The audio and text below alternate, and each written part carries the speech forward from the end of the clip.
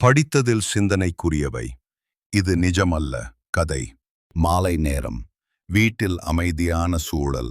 ஒரு கணவன், மனைவி இருவரும் டைனிங் மேசையில் அமர்ந்து சாப்பிட்டு கொண்டிருந்தார்கள். அந்த நேரம் ஒரு கதவு தட்டும் சப்தம் கேட்டது.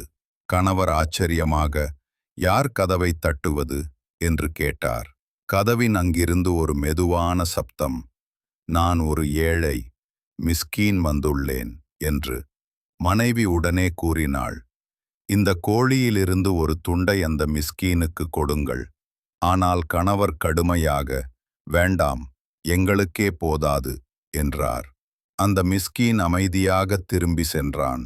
மனைவி ஒரு நிமிடம் அமைதியாக இருந்தாள். அந்த முகம் நினைவில் பதிந்தது. நேரம் கடந்து போனது. அவர்களின் வாழ்க்கையில் சின்ன சின்ன சிக்கல்கள், தகராறு, பொருளாதார நெருக்கடி வந்தது. இறுதியில் தலாக் வரை வந்தது. மனைவி அழுதாள். ஆனாலும் வாழ்க்கை தொடர்ந்தது.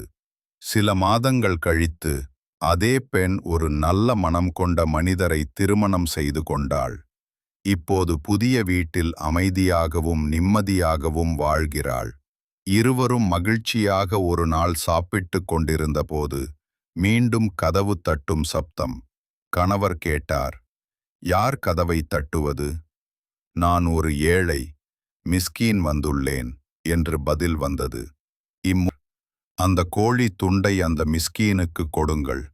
மனைவி மெதுவாக கதவினை திறந்தாள். கதவின் அப்பால் நின்றவர் யார் தெரியுமா? அவள் முதல்வன், முன்னாள் கணவர். அவர் அவளை பார்த்ததும் தலை குனிந்தார். அவளது கண்களில் கண்ணீர் வடிந்தது. அவள் திரும்பி வந்து அழுதாள். யார் வந்திருக்கிறார் என்று புதிய கணவர் கேட்டார். அவள் மெதுவாக கூறினாள், அவர்தான் என் முதல் கணவர். கணவர் சிரித்து கொண்டே கேட்டார், அப்படியா? ஆனால் உனக்கு தெரியுமா நான் யார்? அவள் குழப்பமடைந்து, தெரியாது என்றாள்.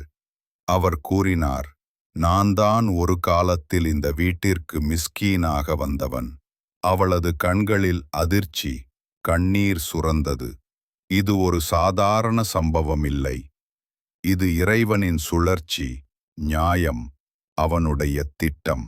வாழ்க்கையில் எதுவும் நிரந்தரமில்லை. இன்று செல்வந்தனாக இருந்தாலும் நாளை மிஸ்கீனாக மாறலாம்.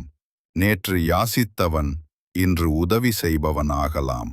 மமதையல்லாமல் இரக்கம் கொண்டு வாழுங்கள். ஏழையை அவமதிக்காதீர்கள். ஏனெனில் காலத்தின் சுழற்சியை மாற்றுவது அல்லாஹ் ஒருவரே.